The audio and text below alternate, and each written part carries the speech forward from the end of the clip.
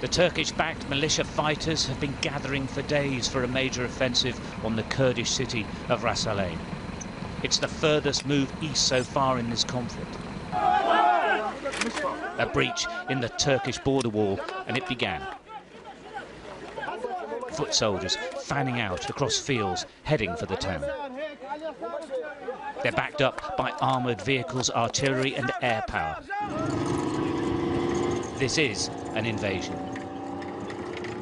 There was some resistance, but in reality this force outnumbered and outgunned anyone left to defend the town, now deserted by all civilians.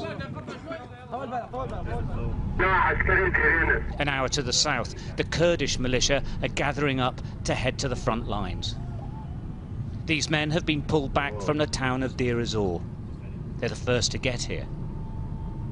They're lightly armed, but are going into battle regardless. They're shouting they will defend Ras Al Ain. Against an army supported with air power, they're driving towards carnage. But the Kurds have nowhere to go, so they're going regardless.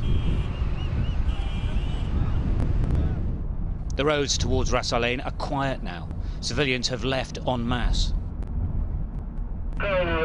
As we approached a critical turning point, our phones began ringing.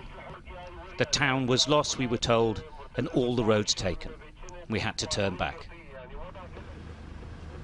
We're getting calls coming into our drivers and our producers here saying that the road ahead of us has now been cut off by Turkish supporting militia, which is the Free Syrian Army, the FSA as it's known.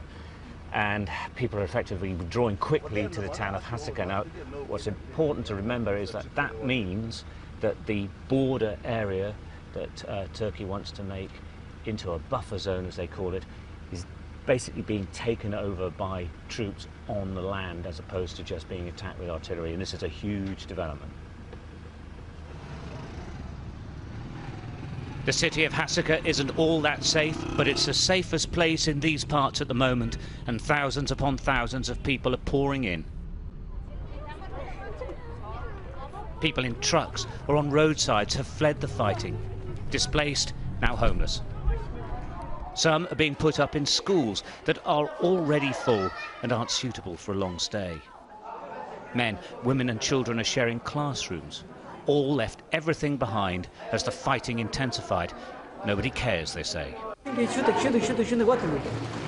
to go? I don't know. Everything, all international, every American, France, all.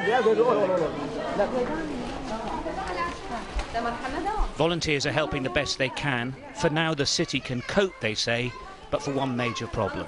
There is no water in Hasaka anymore. The pumping station has been destroyed in the fighting. Actually, there's no water because they bombed the water station. Yeah, but we're trying to help. We'll try to help. We'll try to do the best for our people. Yeah, we're all together. Yeah, all the Kurds need to help each other. Yeah.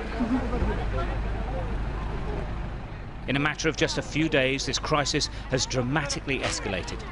The Kurds are trapped, and against the second biggest army in NATO, they are, to all intents and purposes, defenceless. This crisis will soon become a humanitarian disaster.